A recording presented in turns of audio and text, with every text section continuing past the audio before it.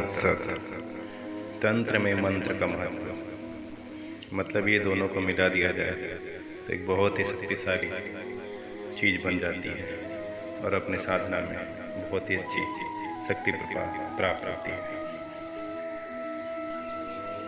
तो इसका कैसे उपयोग करें और इसका वैज्ञानिक कारण क्या है वो मैं आपको समझाता हूँ और इसके बारे में कुछ बताता हूँ।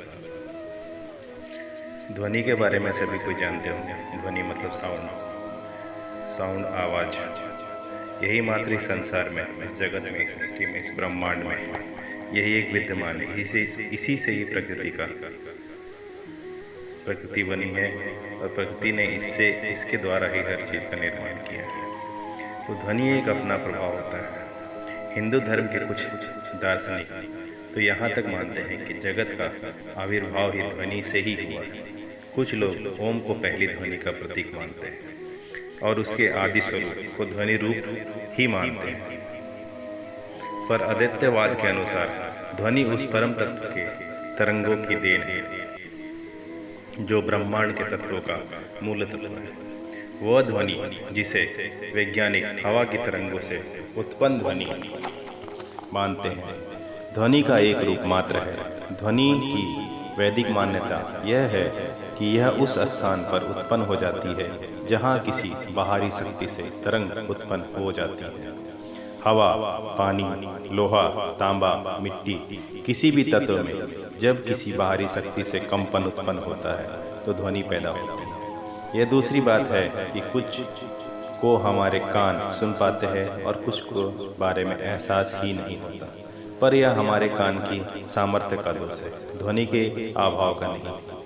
अद्वैतवाद शून्य को मान्यता नहीं देते। वे कहते हैं कि जब हम किसी स्थान विशेष को शून्य कहते हैं तो इसका अर्थ यह होता है कि वहाँ कुछ नहीं, पर जहाँ कुछ नहीं है वहाँ स्थान कैसा बना रहता है। जहाँ हम स्थान की कल्पना करते हैं वहाँ शून्य की कल्पना करना तो विरोधी बातें ही। इसलिए वे तथाकथित शून्य में ही ध्वनि की उत्पत्ति एवं तात्विक तरंगों के प्रादुर्भाव को मान्यता देते हैं। मंत्र की सिद्धि में प्रमुख मान्यता यह है कि ध्वनि का प्रभाव हर जड़ चेतन पर पड़ता है, क्योंकि जड़ में ही मूल रूप से चेतना की होती है। चेतना पर ध्वनि का प्रभाव पड़ता है यह तो हम जानते हैं। ध्वनि का एक निश्चित क्रमानुसार लय के उतार चढ़ाव को हम संगीत कहते हैं और इसे सुनकर अनजाने में ही उसी भाव में डूब जाते हैं। हम सिनेमा देखने जाते हैं और बैकग्राउंड से उभरने वाले संगीत के कारण दृश्यों को संवेदनशीलता से प्रति ज्यादा चेतन रहते हैं। बिना म्यूजिक की वही फिल्म अपना 10% भी प्रभाव हमारी चेतना पर छोड़ नहीं सकती। मंत्र की सिद्धि का भी सिद्धांत यही है। अक्षरों, शब्दों एवं पदों के उच्चारण को मंत्र में इस तरह पिरोया गया रहता है कि जब वह उस लय से उच्चरित हो तो एक के बाद एक करके हमारी चेतना में मनोकूल कंपन पैदा करते हुए हमें प्रभावित करते हैं। इसीलिए विषय के अनुरूप अलग अलग मंत्र होते हैं और उसे उसी के अनुरूप भाव बनाकर सिद्ध किया जाता है। मंत्र की सिद्धि के लिए मनोकूल वातावरण बनाने हेतु कुछ बाहरी सामग्रियों का भी इस्तेमाल किया जाता है जो साधक के चित्त को मंत्र के भाव जैसा ही अनुकूल बनाए रखे। एक बार मंत्र सिद्ध हो जाने पर साधक को उसके प्रयोग के समय ज्यादा अभ्यास नहीं करना पड़ता। उसे समय समय पर उसका अभ्यास अवश्य करना पड़ता है।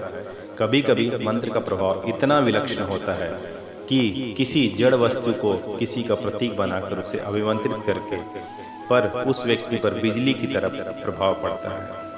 आटे के पुतले इत्यादि पर मंत्र का प्रभाव इसी क्रिया का द्योतक है। जिस प्रकार कुशल संगीतकार ध्वनि के उतार चढ़ाव को लय बनाकर कभी खुशी और कभी गम में श्रोता को पहुंचा देता है, ठीक उसी प्रकार एक मंत्र साधक शब्दों के उतार चढ़ाव एवं उसकी तरंगों की नियंत्रित कर अपना प्रभाव पैदा करता है। जिस प्रकार बगैर किसी गम के भी गमगीन संगीत सुनकर हम गमगीन हो जाते हैं और खुशीपूर्ण संगीत सुनकर बिना कुछ प्राप्त किए ही खुश हो जाते हैं, ठीक उसी प्रकार मंत्र के प्रभाव से हम यह भी समझ सकते हैं कि हमारा हृदय डूब रहा है, और इस एहसास के गहरे होते ही हमारे हृदय का स्पंदन रुक जाता है। इसी तरह किसी को धड़कन बंद होती है जा रही है तो वह समझ सकता है कि वह पुनः नब्ज प्राप्त करता जा रहा है, और स्वयं उसकी ही आत्मिक शक्ति उसे पुनः स्वस्थ कर सकती है। मंत्रों द्वारा इसी तरह बहुत कुछ ऐसा किया जा सकता है जिसे आज तक विज्ञान नहीं कर पाया। मंत्र विज्ञान द्वारा असाध्य रोगों की चिकित्सा तक की जा सकती है। वैसे तो बहुत सारे लोग मंत्रों के बारे में भी तरह तरह के भ्रम फैलाते हैं, किंतु मंत्र के प्रभाव द्वारा आत्मा को उद्वेलित किया जाता है और वह स्वयं अपना रोग ठीक कर लेती है। यह स्वयं के शरीर को हानि पहुंचा लेती है।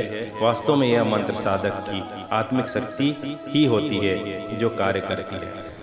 वह मंत्रों के द्वारा सिर्फ अपनी आत्मिक शक्ति के तरंग को नियंत्रित करता है। ठीक उसी प्रकार जिस प्रकार सिनेमा के प्रोजेक्टर की रोशनी रील की तस्वीरों के अनुसार नियंत्रित होकर मायाजाल निर्मित कर देती है। तो हम आज जाने इस बारे में कि ध्वनि और मंत्रों का कैसे समग्रण करके हम एक बहुत ही पावरफुल मंत्र का उच्चारण करके किसी भी चीज को, किसी भी शक्ति को हासिल कर सकते हैं।